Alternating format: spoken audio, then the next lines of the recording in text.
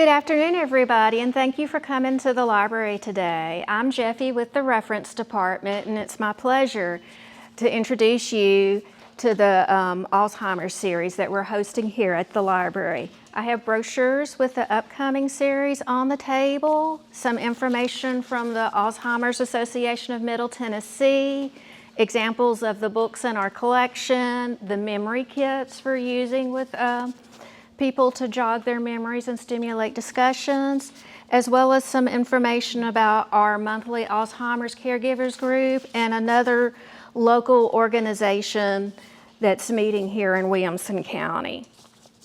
We have guest speakers monthly during this series, and today it's my privilege to introduce Lynn Wood, who comes to us from the Mental Health America of the Mid-South organization. And I do so appreciate your donating your time today. You're very welcome. It's my pleasure. She is a caregiver support coordinator and a certified dementia specialist. So I hope you'll all join me in welcoming her to our series and to our library, and I hope you enjoy her presentation. Yay. Thank you so much. I'm a walker. I'm a walker and a talker, but all my notes are way over there. So I might not walk very much. I am Lynn Wood. I'm with Mental Health America of the Mid-South, and I'm a certified dementia specialist, certified dementia practitioner. But what I do is I work strictly with the caregiver. I never even really meet the person who has the diagnosis. My job is to support the caregiver in navigating this journey that you have found yourself on, and we don't get to train for it. It just kind of happens to our life, and here we are. And I am local, and I've been doing this work for about 17 years, and there are some brochures, copies up here, and then my services, I serve 13 counties, and we're getting ready to branch out into West Tennessee, so that's exciting for us.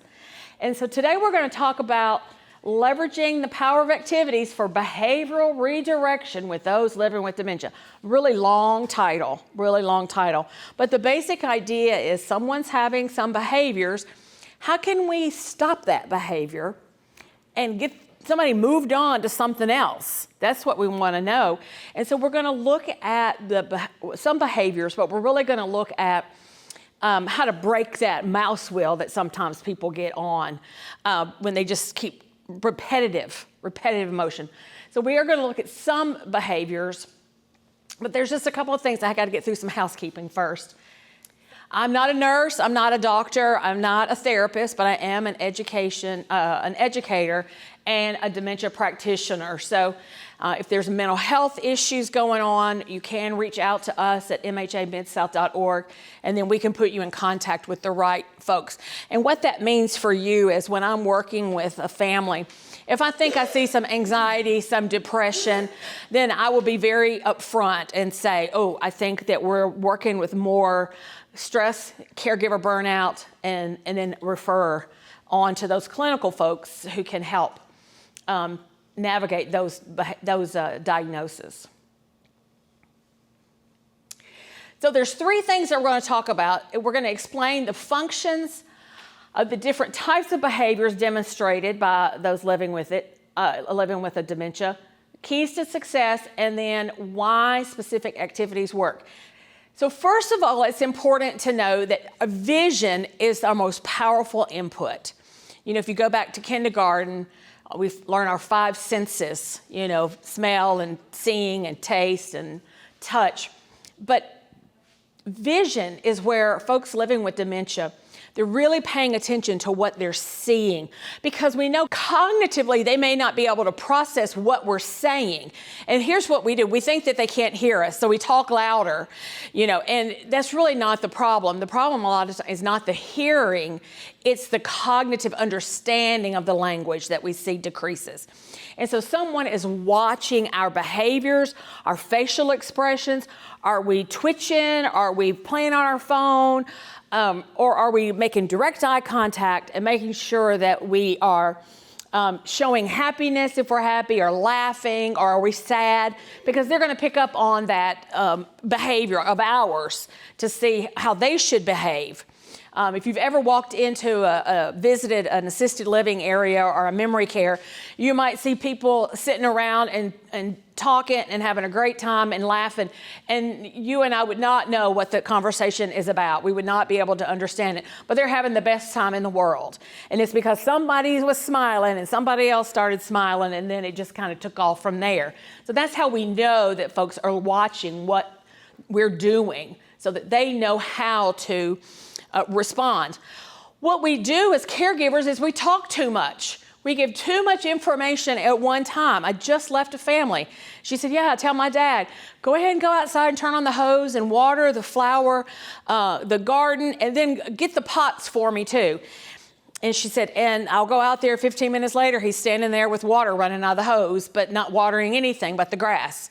But she gave him too many instructions at one time. So what I educated her was, well, we need to cut that list in half. Let's get him outside with the water.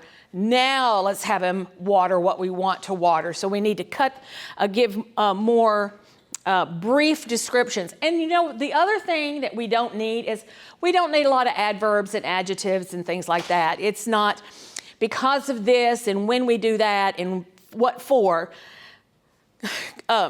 We don't need all of that, because someone whose brain is dying, which is ultimately what's going on with a dementia diagnosis, they don't process all those words.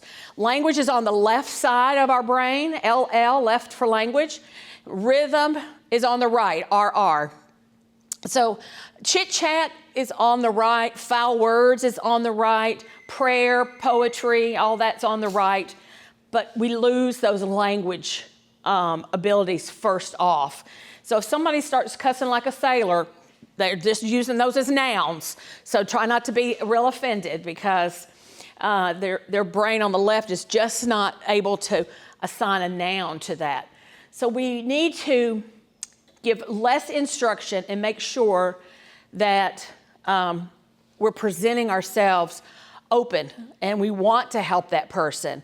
You know, if we're not in a good place, and a lot of times the behaviors that happen with someone is because the caregiver themselves is not in a good frame of mind to be caring. We see this a lot with professional caregivers, and they've got 8 or 12 families that they have to deal with and change and shower and then charting and all of that. And if they go rushing into one room after another, it's going to get people agitated. So we have to really educate our caregivers. They need to be calm and be prepared, and you as a family as well. Make sure you're in a good frame of mind in order to deal with whatever task is coming up. And if you're not in a mindset of dealing with it, then take a step back, give yourself a second, and then reapproach. There are meanings behind behaviors. Did you even think about that? That there are the behaviors sometimes, there are meaning behind that. So we look at the types of behaviors, and something as far as hitting, temper outbursts, wandering, maybe it's they're bored. Maybe they have to go to the bathroom. Maybe they're hungry. Maybe they're in pain. And this is going to be their way of communicating to us that something's just not right. Something is not right. Something is a little off. Now, this is just the percentages. But you know, if your loved one is hitting you, it doesn't really matter that I can tell you that it only happens 32% of the time. If it's happening in your house, then that's, you're not going to believe that. If you'll see that the demanding and the critical, very high, and our temper outburst. What happens is at a certain point, someone who is living with Alzheimer's and dementia, they know something's not right. Something's just not right. I could do a lot of things, and now I just can't. Or I could get up and initiate and get going, and now it seems like I'm just treading water. I'm not, and it just really makes people angry. I mean, wouldn't it make you angry if you got up tomorrow morning and you were like, well, now I know I'm supposed to eat, but what am I supposed to have? How do I make my bowl of cereal? and so we just see some anger. Typically, though the percentage is high, it doesn't last long. Unfortunately, because we've moved on through that early stage of recognition that things are just not working the way that they used to work in my brain, and so they've moved on. But we do know that some of these behaviors could be trying to tell us something. So instead of just assuming that our loved one is repeating a question over and over again or wandering out the door just to upset us, maybe we can take a step back and go, wait a minute, they're wandering and trying to leave the house. What are they looking for? Are they living in a time in their brain when they had to go to the hen house to get the eggs? Or they had to go to the garden to pick the beans or to pull the okra? Because then maybe that's why they're wandering outside, because they need to go gather their lunch. Or were they raised when they were an older, a working person? Was there a freezer outside that had all of the meat? I mean, I've got a freezer in my garage. So if I get older and I start wandering into my garage, it would be kind of common or okay to think, oh, maybe she's looking for the ground beef out there, right? So why are they wandering? We do see boredom. And folks, I hear this a lot with, well, mom just sits there. She just watches TV. Okay, she's not watching TV. She's sitting in front of the television, but she's not cognitively processing what's going on with the television. So we need to have activities ready to combat the boredom. It doesn't do us any good to say, oh, hold on 1 second, honey, let me go get you something to do, because the moment is right now. So let's have activities and things ready for them so that we can just put something right in place. There are certain communities that I have trained before in memory care settings, and what we do is I teach those folks to just have activity baskets and bins just out and about. Somebody can just wander into an activity. We'll come upon a jewelry box or a tackle box, and there will be things in there for that person to start fiddling with or rummage through. And that's a great activity, rummaging through junk drawers and sewing baskets and things like that. I mean, you want to keep your loved ones safe, but so you don't want pins and needles, but you can get Velcro and lots of different fabrics and things like that to give them something to do. And then the way we say that is, honey, can you help me? Mama, can you help me? Daddy, I've made a mess of this. Because everybody wants to feel needed. Everybody wants to have a purpose and to know that they're contributing to the household. So how can we introduce that to our loved ones? And that's just a simple subject. I've made a mess of this. Can you help me? And, I've gone to many a day stay programs where I don't know anybody, and I was trying to redirect somebody from trying to get out the door. And I said, but before you leave, will you help me? Oh, sure. What do you need me to do? And I walked them right away from the door and took them to the room where they were supposed to be. I don't know what he's supposed to be doing. I was just a visitor. But I got him away from the door. So we can redirect just that simple word, honey, can you help me? And we have to know how to communicate. Less is more. Keep in mind that it's audio. They lose the audio. They're watching the visual. They're watching the visual to see how you're looking. If you approach somebody correctly, if you come at someone with a nice laid-back attitude, prepared for whatever might happen, you're not stressed or whatever, it can be a nice little dance. It can be a nice little tango. Someone, just like I can lead somebody away from a door, not even knowing who they are or who they belong to or anything like that. But just how did I approach it?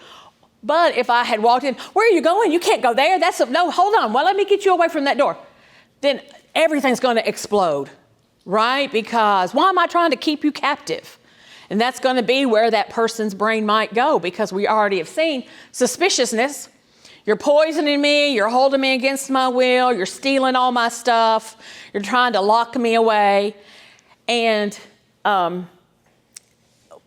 we including them in the household chores and giving them still a say and a purpose?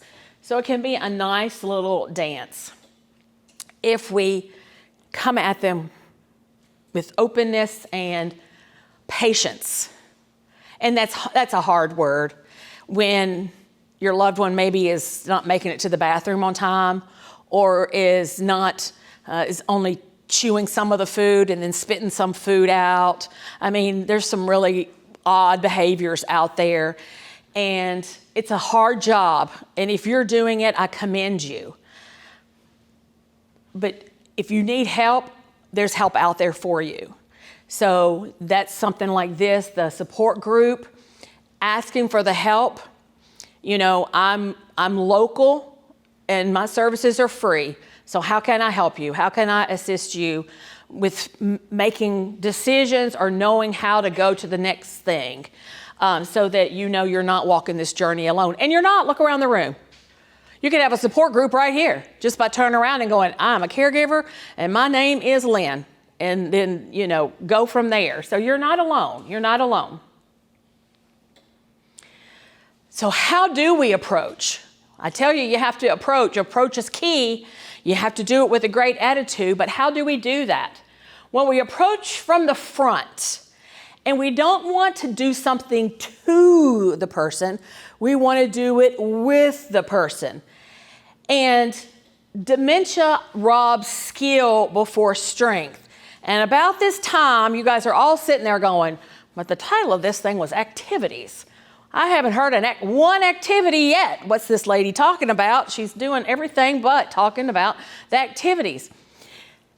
But if we don't know how to communicate, if we don't know how to approach, if we don't know how to initiate that, then it doesn't matter if you've got 100 activities set out for somebody to do.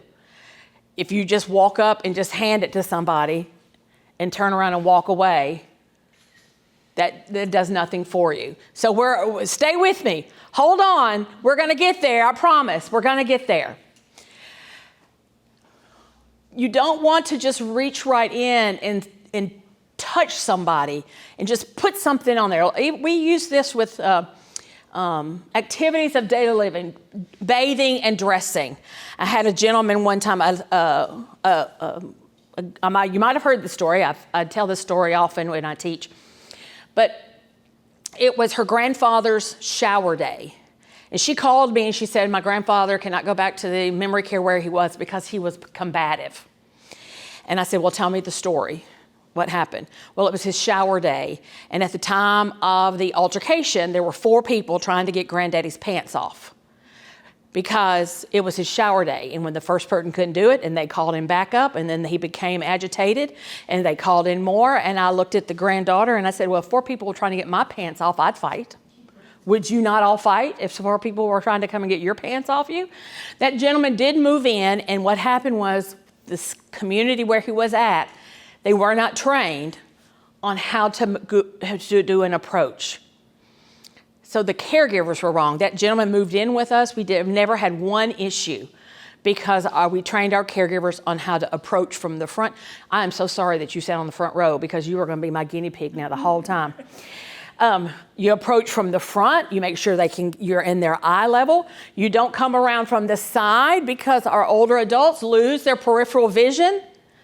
So then if you walk around to the side and I just sling my hand and hit you, that's not the person's fault who has the diagnosis. The caregiver did not approach the right way. So you have to know what the limitations are. And hand under hand is a tool that's used in a lot of communities. And when I work one-on-one with families, I can teach this, but it teaches you how to feed, adjust clothing, maybe brush teeth, comb hair, but you're giving the loved one the sense that they're doing those tasks. But maybe they've lost that skill of squeezing the toothpaste on the toothbrush. But we can use your hands as the skill and then let them do the hard motion of the brushing. And then how do we remove our hand in that way? So it's very important to keep in mind, even when we get to the activities, the idea is to do it with them, not to them. So positive physical approach, and that's what I'm talking about when I say a good approach. We want to pause at the edge of the public space. Listen, COVID did wonders. We were able to do training video-wise. How many now do telehealth doctor visits? I mean, I have a lady who's attending a support group in Tennessee, and she's attending a support group in Arizona because that was the one that had the meeting when she could meet. And now, even though the world's opened up, she's like, no, those are my people now. So, and COVID taught us public space, personal space, and private space, right? Can I continue to use you? Can you stand up here for me? Just stand right there and put your hand out. Public space. I mean, how many times did they tell us, 6 feet apart, 6 feet apart, stay apart? This is it. We're social. We can be engaging in a conversation, but I'm not going to catch anything. What the COVID people did wrong, in my opinion, is that they should have been saying physically distant. Don't socially distant. Because we can be social but still be physically apart. So this is public space.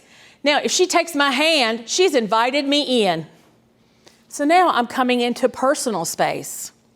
And if I need to even get closer to her because I need to do hand under hand care, then I'm going to come right here. And now I'm in private space. But if I just worked right in and just came right into you, well, how you doing? Then she's going to back away from me. That's just the natural instinct. So you want to approach public space, offer your hand, and if they take your hand, see, she did it without even knowing. If you get that hand, even with a stranger, then you've been given permission to get into their personal space. Because if she didn't want me in her personal space, she's not going to take my hand. Does that make sense? And in order for us to do an activity with someone, we got to get them to be in our area. We got to be in their personal space to get them going on an activity. Thank you so much. We want to greet your person by name, and this is important. When we're communicating, call your loved one by what you call them. If it's your wife, then it's, sweetie, honey, ladybug, whatever your name was for your loved one. If it's a parent, you want to still say dad or mom. If it's a grandparent to your adult children, they still need to say granddaddy or nana or whatever. We want to keep those boundaries of what that relationship is. Even though they're adult children, they can still say, my son's 36, and it's still granddad and nana. But the reason why this is important is because my ex-mother-in-law, she does have Alzheimer's. And my son, my ex-husband, lives in Arkansas. My son is close by to her. And so there's been a couple of times when he has gone over there and she has said, Tony, will you come in here and help me? Well, Tony's the son who's in Arkansas. So my son called me and he said, I don't know what to say. I don't want to correct grandmama because you didn't raise me that way, but what am I supposed to say? And I said, well, you're supposed to say, I haven't seen Tony lately, but your trusty grandson Jarrell is here. Let me help you out. So he's fed her some hints on getting her the idea of who is in the house and how all the relationships match up.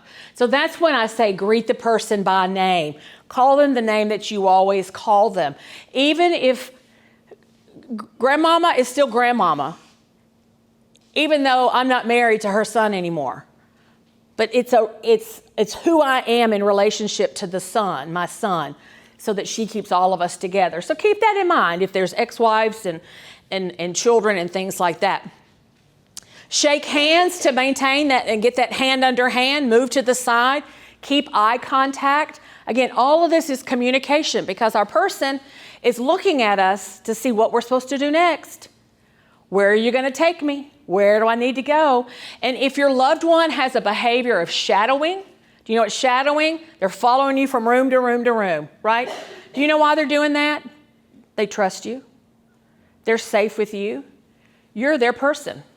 They're not doing it to annoy you.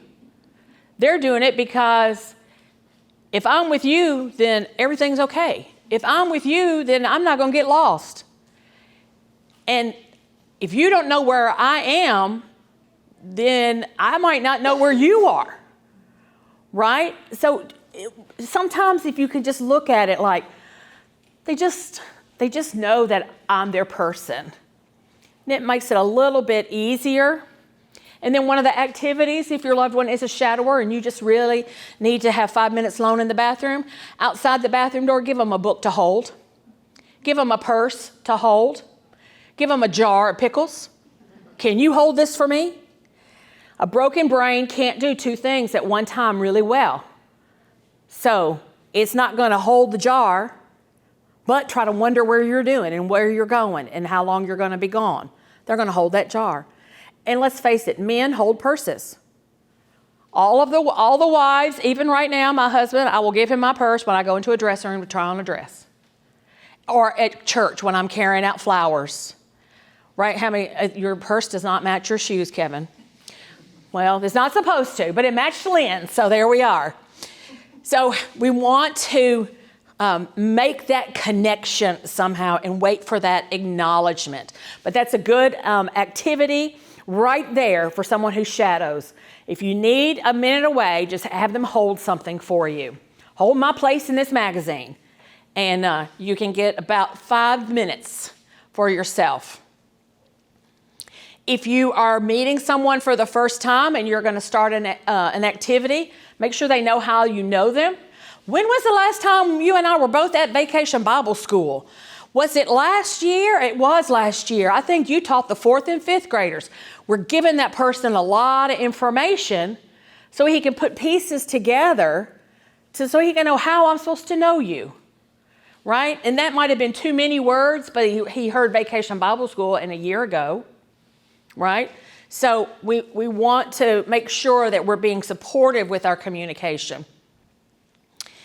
And sometimes words don't work, but you can guide somebody in making a connection with someone on their shoulder or right underneath their elbow is a very self-assurance feeling to someone that I'm not too far away. I'm right here. Somebody's right here with me to help me out if I need help.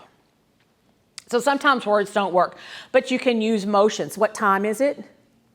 Are you hungry? Are you cold? You want a jacket? And we can use demonstration to get to get to where we want to be. And sometimes we can pick up on specific problems that somebody might be dealing with when we're making those connections, because we can pick up on different gaits. Somebody's gait has changed with them walking. Maybe they're stammering. Maybe they're not, their balance is off. Their equilibrium is off. We can learn a lot about somebody just by being open to the environment instead of just looking at it as one more chore I have to do with my loved one. And that's where my program comes in as a caregiver support person. My job is to say, how can you take some time for yourself? How can this journey that you're on be a little bit easier, even if it's just easier for 5 minutes every other day? Maybe that's 5 minutes than you've had over the past 2 months. Then that feels like a whole vacation for you. But activities, do you know why they work? Because the brain can't do too many things at one time. If we can give them a bunch of playing cards, 2 decks even, or 3 decks of playing cards, and put them in a baggie, and then go, I have made a mess of this. Will you sort these for me? Bam. Activity. They're going to sort the backs by color. Don't be ugly. And give them 2 different blues, So you want to make sure there's really good, distinct coloring. But they work because somebody wants to be successful. They want to feel needed. They want to have a purpose. And if I've made a mess of it, and honey, can you help me? They've got a chore. They've got a chore to do. Look how happy she looks. I love this person. I don't know who this person is, but I love her. She's so happy. And look at what her activity was. Maybe she's a Meemaw. Meemaw, can you help me put these in the right spot? Right? And so it's just an outlined piece of thing with a roller and a tennis brush, a tennis ball and a paintbrush and a fork. And she looks happy doing an activity. In order to have successful activities, we have to know your whole person. You have to know, what did your person do for work when they were in the job? Were they a farmer? Were they a truck driver? Were they the post carrier? Post carrier, is that a word? Mailman? Mailman? When did they rest? You know, I had this one lady, or one gentleman, and his day and night was mixed up.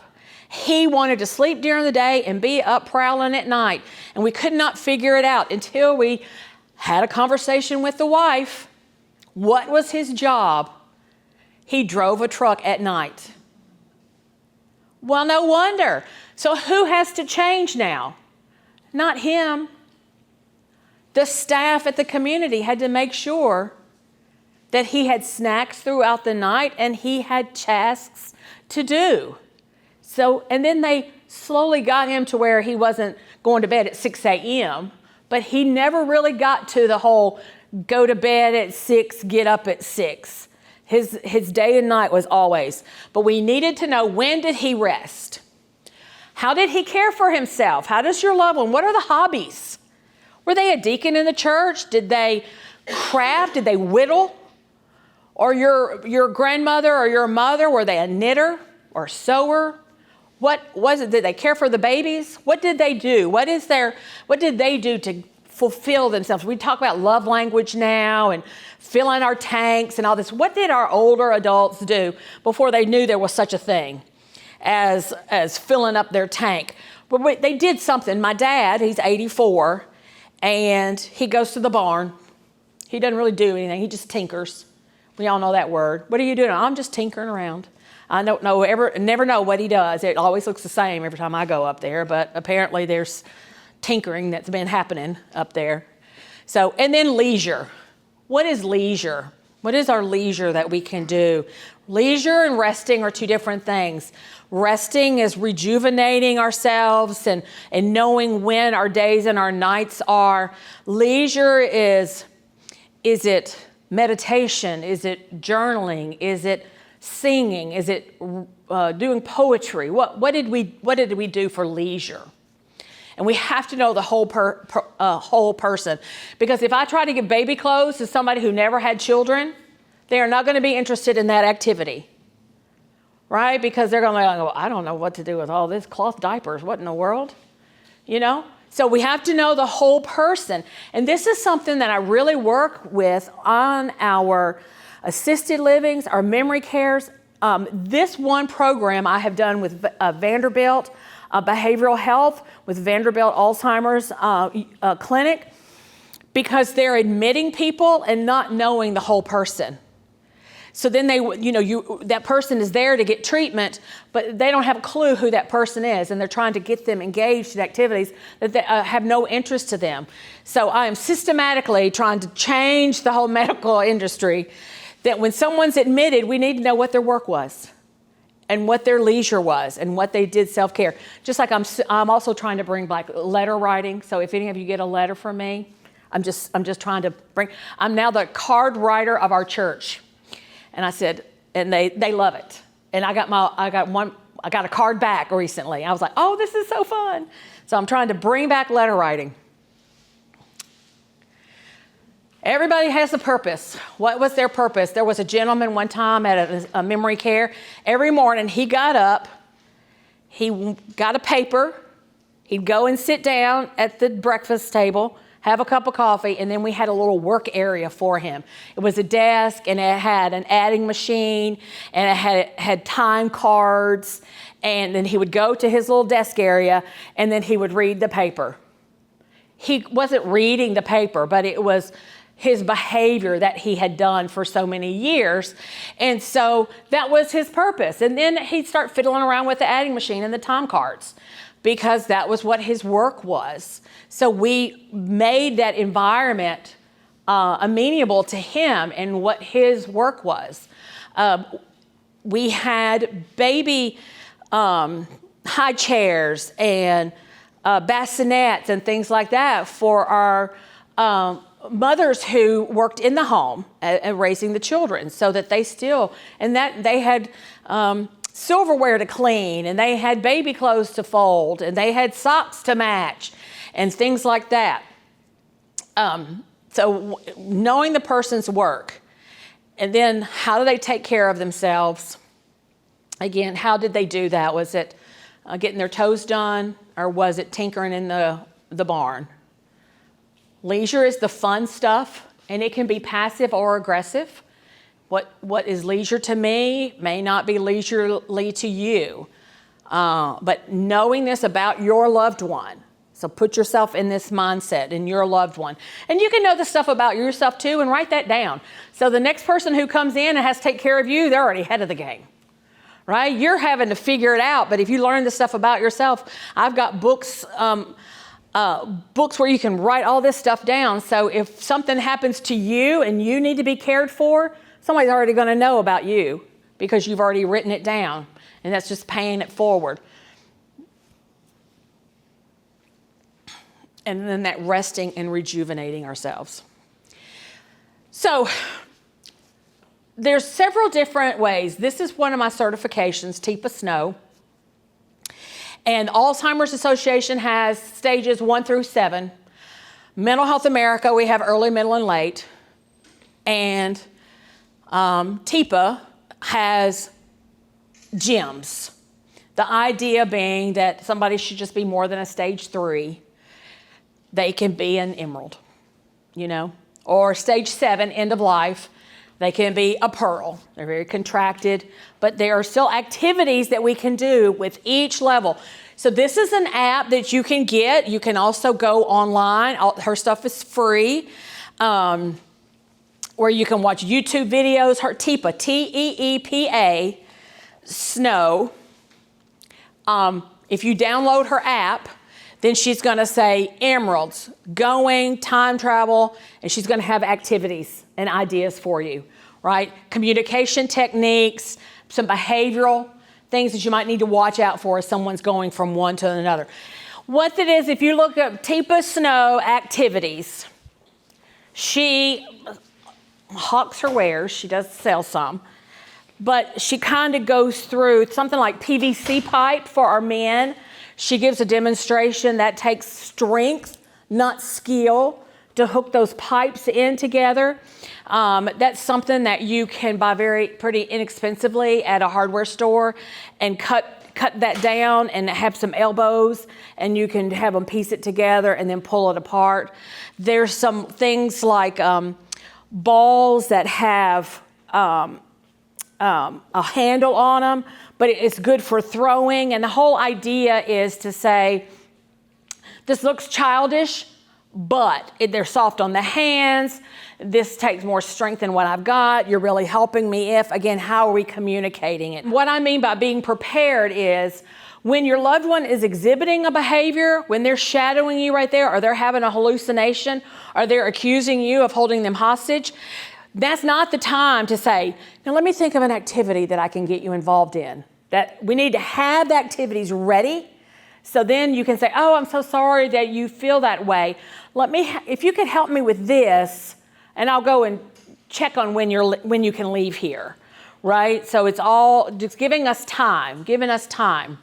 So we have to be prepared, whether you're at home or a medical setting. And some of these things you could do in waiting rooms if you're having to take your loved one to the doctor, if it's a hospital visit, if you're waiting for a reservation at a restaurant. Some of these little things you can put in bags, and in just like the memory kits that they have over here, they've got activities already there. So you can just throw that over your shoulder, and when you get to the restaurant, they've got something to do while they're waiting for the table, or while they're waiting for their food to come, right? So it's all how we sell it. And I don't know that there's another library that has those memory kits. My company, my agency, tried to get a grant in order for us to put memory kits together so that we would have them as well. And the reason why they're good is because they give you, and correct me if I'm wrong, Jeffy, but the way they were designed is to have activities in there so you can see what works before you go out and spend money on it. So it gives you some ideas. And you don't have to go and buy brand new stuff. You know, you can get stuff at thrift stores or at yard sales or whatever, because they're not wearing the clothes, they're just folding the socks, right? They're just matching up or folding the handkerchiefs or whatever. So we have to be prepared. And so when we build activities, again, it should reflect on the whole person. What did they do for a living? What was their leisure? What was their resting period? What was their fun stuff that they like to do? And have activities that based around your person. And then we get started. You can put things in bags, baskets, or boxes. Boxes could be jewelry boxes, hat boxes, tackle boxes. Now, obviously, if you're going to use a tackle box and you're going to have this as an activity, you don't want hooks in there, right? But you can have fishing lures, you can have bobbles, bobbers. But some of those lures are rubbery things, you know, or little feathers. So you could have stuff in there. And could you organize this? You could do hat boxes that have jewelry in there, or gloves, and they could match all the gloves up, or have different pieces of material where someone could then just feel the different material on their skin. Sometimes having stuff in the baskets like clothes to fold, baby clothes to fold, towels, washcloths, you can just have that basket sitting out. Wonderful thing about that stuff is you can just unfold it. You can just dump it over and then put it all back in, and you can redo it. And then, of course, the baggies, those would be things like poker chips, large size pasta noodles, decks of cards. I had this one, my husband collects baseball and football and cards and hockey and all that stuff. And I said, I need some of these cards for activity when I worked at a community setting. And he gave me a box of just old cards, and I took that in. Herschel was the guy's name. And I said, I've got all these cards. And he said, well, I'll document them for you. Just give me a pen and paper. And he sat right there, and he pulled each card out, and he scribbled something on a piece of paper, and then he laid over. I could not make heads or tails about what he was writing, because he really wasn't writing anything. But he was looking, and he goes, I saw this guy play once. I saw this guy. I don't know if he really did, but he said he saw that guy play once, and so I oohed and awed, and he had an activity. Now, carry on 2 days later, I go back up there to do something else as my manager on duty day or whatever. And there was 3 women, and they had those cards, and they were sitting on the couch, and they were sorting the cards. But they were sorting them in different things. One was sorting them per sport. One was sorting them per color of the jersey. And another one was sorting them per the person's race in the card. Was it a black person or Hispanic or a white person in the card? So it goes here. No, that one's going to go over here because it's orange. No, I think this one goes here because he's white. No, I don't think that's right. And they just were having the best time in the world trying to sort these cards. So you don't need to put a lot of thought into them. They will figure out a way to have fun and to socialize with someone. But that's how you can just have these cards in a bag sitting around and ready to go. The idea is ready to go. When they're having a hallucination, you know, why is that person standing in the corner? I'm so sorry, I don't see him, but let's go into this other room and let's do this, you know, and then go take them into another room and get them going on something. And that's really important. Just FYI, on another training that I do, when you're communicating, let's not validate a falsehood. If they're seeing a hallucination in the corner of the room, please don't say, oh, I see that guy too, and he's so scary. Right? We don't want to. We want to validate that what they're feeling and what they're seeing is real to them. I know you see that guy, but I'm sorry, Nana, I don't. But we can go into another room if that's bothering you, right? We don't want to say, if they're seeing spiders on the floor or whatever, we don't want to say, I know, and they're so scary, right? Because at some point, they might have that really lucid moment, and then you don't want them saying, oh, but you were made fun of me earlier when I was seeing the guy in the corner. I know I wasn't really seeing a guy, but if you fed into that more, then that could break a trust. So just say, I'm sorry, I don't see what you're seeing. I'm sorry, I don't smell what you're smelling. I'm sorry, I don't hear what you're hearing. And that's really a good way to redirect. So early stages, let me tell you, junk mail is the best thing. Have your neighbors collect junk mail, every advertisement that's coming in from everywhere, and put it in an envelope and say, can you help me tear this up? And that is a good hand-eye coordination, strength, and who doesn't have junk mail to get rid of? They can cut pictures out now. There's puzzle cubes, threading pasta, untying knots. If your loved one was a military man, if he was in the Navy, go to the hardware store and get rope and tie knots and have them untie the knots. It's something, and I had it. I just was at a resource fair on June 8th. And I have what's called a bendy stick. Bendies, Beedez, something like that. But it's just a stick, it's about this long, but you can tie it. You can twist it. It's supposed to be for anxiety and for fidgeting. It's like those fidget things that now people have. But this is a stick, and it's bright orange. And I was giving them away. And I had just been standing there the whole time. I was there for 5 hours. And I had tied this thing into a knot. Just threaded it out. And this lady, and she had dementia, and she was with her husband, and she said, well, what is that thing? And I said, I'll tell you what that thing is. That thing's been driving me crazy because I can't untie it. Can you get this untied for me? And the daughter said, she won't be able to do that. And the lady picked it up, and it took her a minute, but she untied this rubber thing, and it really wasn't hard. And she straightened it out, and she went, ta-da! Do you have any more you need me to do for you? And I said, nope, this was the one that was giving me the worst trouble. She was so proud of herself. And she looked at her, she said, see, I told you I could do it. Right? Talking to the daughter who had said she won't be able to do that. But she just felt like she had contributed something and helped me. So untying knots is a great thing. Then we get into harder stages, those middle stages. They can help cook. Maybe they're the ones who crack the egg.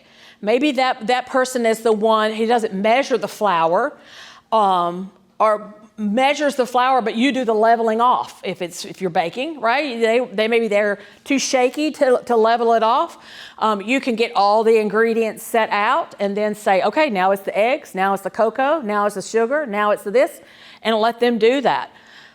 Sorting items, organizing a junk drawer. How many of you in here have junk drawers at home? Thank you. I have like 5. And I'm not going to clean them out. I'm just going to wait till I pass away, and then I'm going to stand in heaven and laugh as my son is trying to figure out why I'm doing this. I was at my mom's house. I just told the story to the lady. I was cooking for my mom, and she was trying to help me, but she has expressive aphasia, so she cannot help me because she can't get the words out. But she was being very critical of the way I was cooking something for her. And I was looking for a slotted spoon. So I pulled out this drawer, and before I could find a slotted spoon, she had 8 pizza cutters. 8. They were exactly the same. They all had little wooden handles. They were all about this tall with a little bent over thing. I mean, it's not like she had a big one and a small one. I mean, all of them. And I said, Mama, I don't know why you have 8 pizza cutters, but I need a slotted spoon. I pulled that drawer out and I set it on the table. She pulled out everything from that junk drawer. She found my baby spoon. She found my little bitty silver cup when I was a baby. She found those plastic things that hold corn on the cob so the butter doesn't get everywhere. Yeah, I love it when I tell that story, and everybody always shakes their head because we all have them. I saw ceramic once on Saturday. I was at an estate sale, and I thought, oh, ceramic, see, but the plastic ones are the best. They don't break. And then she found all the little holders that go in the end. So she sent them all out, and she put the little holders in all of them, and she said, and there you go. just like that. And there you go. I said, did you find a slotted spoon? Oh, no. I said, well, clean all this up because now it's time to eat. And she put it all back in there. But somebody who doesn't know what they're looking for, have them find you the eyeglass screwdriver. You may not have one in there, but they're going to have fun finding all the other stuff that are in that junk drawer. And then when they look at you and say, what am I looking for? You weren't looking for anything. You were cleaning it up for me. Oh, let me clean it up. And if they get it halfway cleaned up, what was I looking for? The eyeglass screwdriver. Oh, that's right. And let them do it back out again. Right? I mean, or throw stuff away, you know. Drawing and painting, now they have these wonderful books where you just need water. And if you put water on the brush and then you swipe, and they're not like kindergarten pictures, they're like adult coloring book pictures, right? And that you can do. But if your loved one, if their leisure or their fun was art, maybe they can't paint a portrait anymore, or maybe they can't paint a vase of flowers, but maybe they can do abstract. Maybe they can do art that is called blow art, where you put paint on a thing and then you blow through a straw and it moves the paint.